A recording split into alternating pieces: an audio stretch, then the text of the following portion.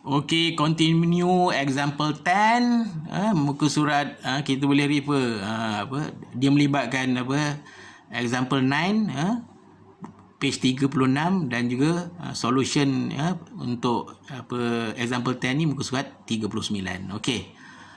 Ni kita draw balik equivalent circuit dia yang kita buat pada example 9. Nilai dia pun kita dah dapat. Bila kita sekarang ni bila kita refer to secondary side, secondary voltage dia tinggi. That's why nilai equivalent dia high, HV ataupun secondary. Okey, kita tengok bila kita refer to secondary, so secondary ataupun secondary voltage ataupun V2 dia kita fixkan V1 berubah. Apabila V1 berubah, I1 turut berubah. So arus yang masuk ke equivalent component I1, tapi V1 berubah, I1 dia jadi AI1. V1 dia berubah ataupun V1 prime sama dengan V1 over A. So I1 dia bila berubah dia jadi I1 prime masuk equal R equal dan JX equal. R equal refer to secondary ataupun high voltage. Nilai dia kita dah dapat dalam example 9 0.22 ohm dan X equal dia 0.93 ohm. Keluar equivalent component dia jadi I2. Sebab apa? Dia nak menuju ke output terminal ataupun secondary. V2 dia memang dah fix ataupun kita tetapkan. Okey. So okey. Bila sekarang kita cari formula cari V1 prime. Kan V1 prime equal to I2 darab R equal HV ataupun secondary campur JX equal HV campur V2. Sebab V2 dah fix tetap V2 lah. Kita nak cari V1 sebab dia berubah. Berapa banyak dia berubah.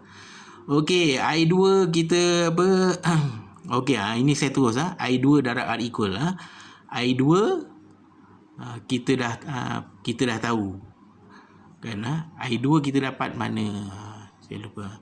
I2 I2 darab R equal HV campur 33.34 J2. I2 ni tadi kita dapat mana? Ini buang masa kan. I2 kita dah dapat masa kita buat equivalent circuit refer to primary tadi. Mana dia?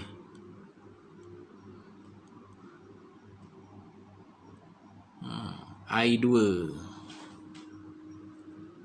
ini kan I2 kita dapat masa kita buat equivalent circuit refer to primary tadi. Ini I2 kita. Dah buang masa sikit. 33.34 campur J25. Okey. Kita masuk nilai I2. R equal dah tahu, J equal pun dah tahu. Okey, kita masuk nilai campur V2 memang dah fix 2400. Okey. So kita dapat jawapan ni. Ini akhirnya kita dapat jawapan V1 prime dalam bentuk rectangular form. Ingatlah I2 ni kita guna I2 yang kita buat masa equivalent circuit refer to primary tadi.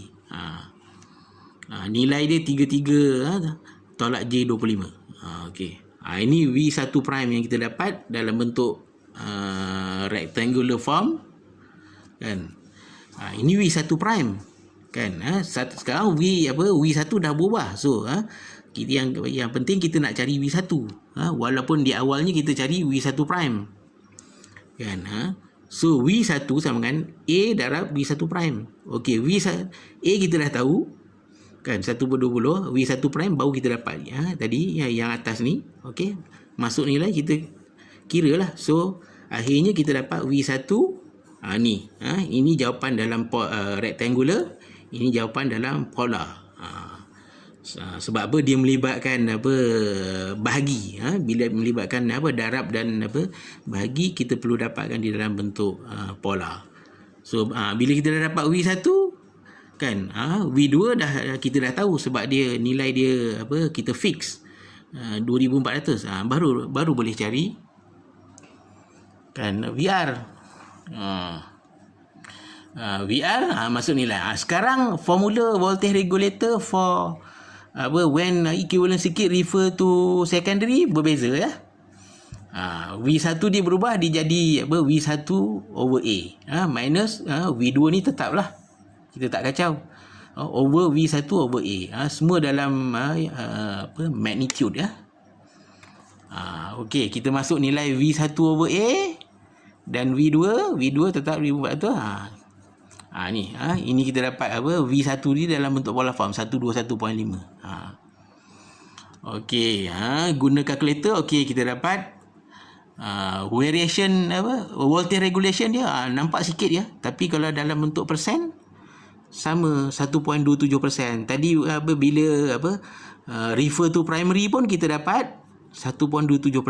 Sama, dia tak kira apabila refer to primary, refer to secondary kan, voltage regulation dia akan dapat sama.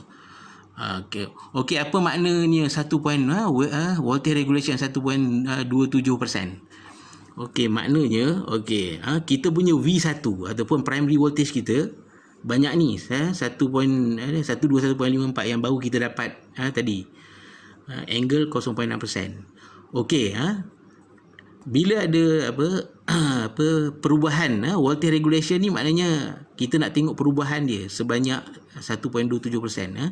1.27% maknanya 1.27 darab 100 darab dengan 121.54 voltage ni, kita dapat perubahan dia 1.54 volt.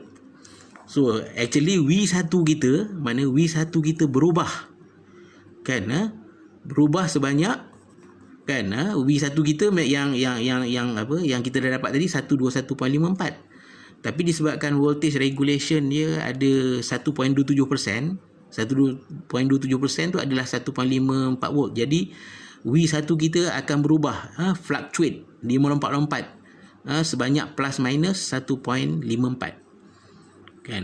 Maknanya V1 kita tu dia boleh berubah daripada serendah 120 hingga 123.08 volt kalau kita letak apa, load di bahagian kalau kita letak load di bahagian secondary. Itu maksud voltage regulation. Kita nak tengok perubahan. Kalau refer to secondary, okey, V1 dia berubah. Inilah perubahan V1.